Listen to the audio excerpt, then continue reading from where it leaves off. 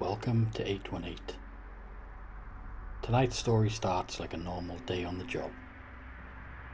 A man named Ray walks into a quiet, suburban house to deal with what he thinks is just another pest problem.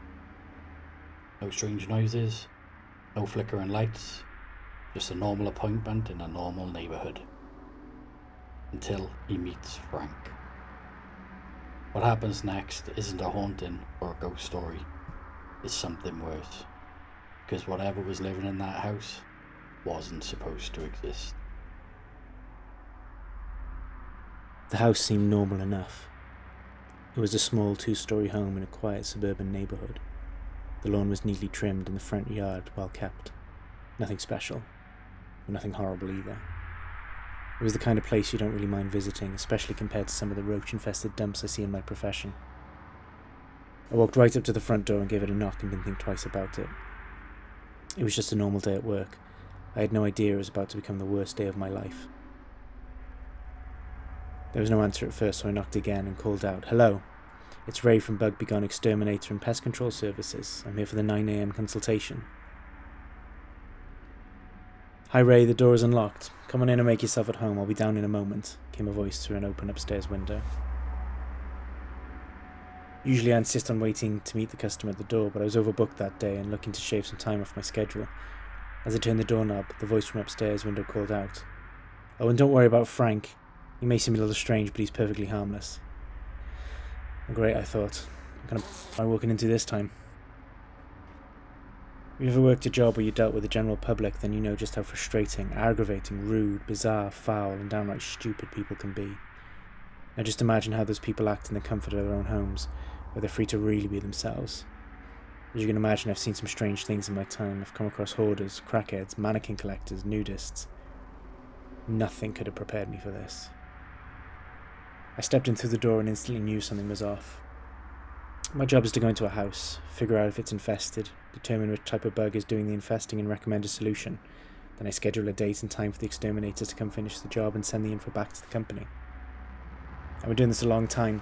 Usually I can tell right away if a place has an infestation. Not by sound or smell or anything, it's this feeling I get. Kind of eerie. I jokingly call it my spider sense, but 9 times out of 10 it ends up being right. Well, when I walked into this place, that feeling started going crazy. The strongest I've ever felt. Those walls must be crawling with bugs for sure. Or so I thought. It was more than just the feeling this time. There was a smell here too. Something sweet and rotten. The air felt thick. I was suddenly very uncomfortable. "Hello?" I called out. There was a clatter from the next room, the sound of a dish falling and shattering on the kitchen floor tile, and then a flash of movement. Something lanky and hunched to get past me through the living room, my vision of it blocked by the couch. It came to rest under a table in the corner of the room. The shades were all drawn, and in the gloom I could see nothing under the table. I only heard the sound of rapid, rasping breathing coming from the shadow below it. "Hello?" I said. "It's Ray with Bug Begone." No response, just that raspy breathing. My heart beat hard in my chest, and the fear started to rise, but I pushed it down. This was silly. It was probably just a dog or maybe a kid. "Frank can be strange," the voice upstairs had said. This must be Frank. I crouched over to get a better view, and I just about fell over in shock. Below the table was a shabbily dressed man in his mid-30s, bent almost double, his arse and face touching the ground. His legs were spread out to the either side, bent at the knees like a frog. His arms were splayed out to either side in front of him, elbows bent upwards. He looked up at me with 2 huge eyes that seemed dark and empty, dull and far away. He rolled his eyes from the ground to look up at me. We both froze, staring at each other, only his mouth slowly working up and down, open and closed, his beady, predator's eyes staring at me. A long moment passed, and suddenly I was hot under the collar and could feel a cold sweat on the back of my neck. I didn't know what kind of game this guy was playing, but I wasn't going to let it get to me. He wasn't the first weirdo I'd dealt with. I just wanted to get my job done and get out of there, so I decided to play it cool and just act like this was all totally normal. "Hey there, you must be Frank?" I said. The man seemed to shrink back further into the table at the sound of my voice. "No need to be afraid, I'm Ray from Bug Begone." I stepped forward and offered him my hand, extending it to be a friendly gesture. The table exploded upward, then fell forward with a tremendous crash. Right behind it was Frank, climbing face first up the wall, his arms and legs spread unnaturally wide between the two walls which formed the corner, flailing and slipping awkwardly on the paint. He made it all the way up to the top corner of the room, then tried to turn his arms and head back towards me. He did this with complete confidence, as though expecting some invisible phantom limbs to keep him anchored to the wall. They didn't. He fell back to the ground in a pile of twisted limbs, then spun like lightning, bared his teeth at me and took off, crab-walking across the carpet through an open door on the other side of the room. All was quiet again, and in the other room I could see his two eyes, low to the ground, gleaming from the darkness. What the... This is not what I signed up for. Time to bail. But then the voice came from upstairs again, this time down the stairwell. Everything okay down there, Ray? I'm fine, sir, I said, heading for the door, my hand shaking. But I've actually got to go. I got called into another job. Sorry about that. Have a nice day. Wait, please, don't go. I've got a huge pest problem up here. Big time. It sounds like you just met Frank. I'm sorry about his behaviour. He's not well, as you can see, but I promise you he's harmless. Please don't leave. We really need your help. I weighed my options. Well, sure, the guy downstairs was weird, but maybe it wasn't his fault. And the one upstairs genuinely sounded like he needed help. That was my job after all. Leaving now would probably mean a complaint, which meant a lot of headaches for me. And how would I explain it? A sloppy white dude in sweatpants scared me out of the house before I even met the owner? No way, I had to press on. Okay, sure, no problem. The other job can wait a little bit. Why don't you come down and we can talk? I said. You mind coming up here? I'm disabled and getting up and down the stairs is quite a hassle for me. Besides, the infestation is upper anyways. Coming upstairs. I made my way past the kitchen and saw that every window was wide open with no screens.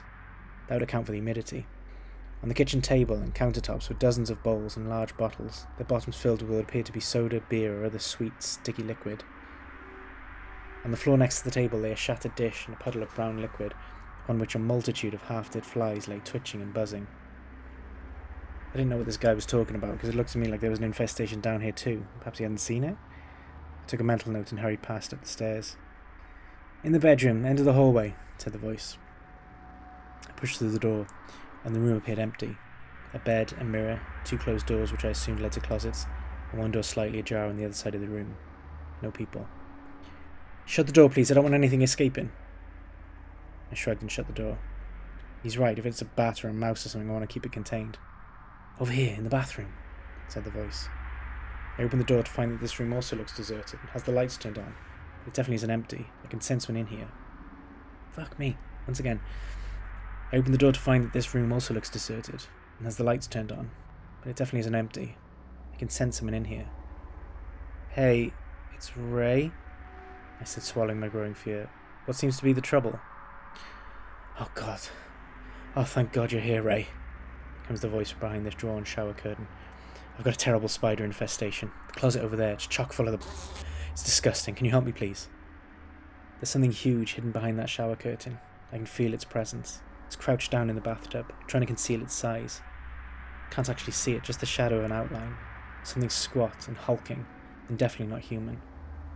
A long, thin shape pushes out against the shower curtain, searching the air from side to side. Then another, and another. And I don't see the outlines of any hands. Something is very wrong here. Warning bells are ringing in my head now. Every instinct tells me to flee, but I seem to be frozen in place. What's wrong? Says the voice. Go ahead. Do your inspection. They're in the closet right there in front of you. I see the closet. It's on the other side of the bathroom, with the shower in between. Moving forward to check the closet means putting my back to the shower. It means whatever is inside the shower will be between me and the door. The warning bells in my head reach fever pitch and a primal, instinctual fear comes out. Come on, Ray, says the voice. I heard you guys are the best. Don't you want to help me get rid of my pest problem? The shower curtain rustles and shakes, and something long, slender, and black slithers out from underneath. It's hairy and glistening and moving towards me. Seeing it, right there in front of me, something snaps. The spell is broken. I turn and run from the bathroom in a panic, my mind full of white-hot fear. Something huge crashes through the shower curtain and I slam the door shut behind me. Running across the bedroom in a blind terror, I fling open the door to the hallway and run through. But it's the wrong one. Before me is a large walk-in closet, really more the size of a small room. It's filled with lab equipment, thick textbooks, and various instruments and tools. There are computers and a gurney, and a multitude of labelled jars full of small, squirming things. It's hard to give much more detail than that, because everything was obscured by a thick, white, silky-looking substance. The closet is covered in it from top to bottom.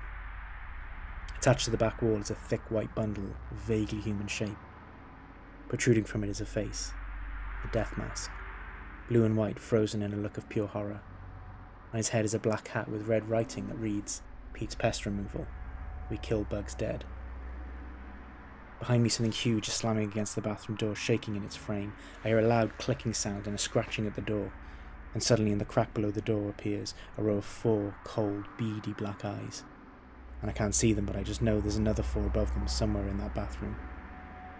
I drop my clipboard and run, my heart pounding away in my chest, all thoughts gone except escape. To this day, I don't know what was really going on there. There must be some kind of explanation. Maybe I was hallucinating. Maybe it was some weird fetish cosplay. Maybe it was all a big prank. I don't know, and I don't care. My days working for an exterminator were over. I quit right there on the spot and I never went back.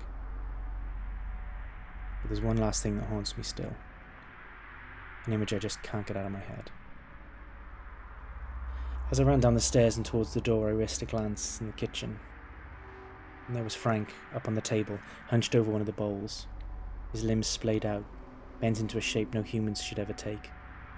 He looked up at me with slobber running down his face, like he didn't know how to use his human mouth. And it was full of flies. His mouth was brimming full of flies.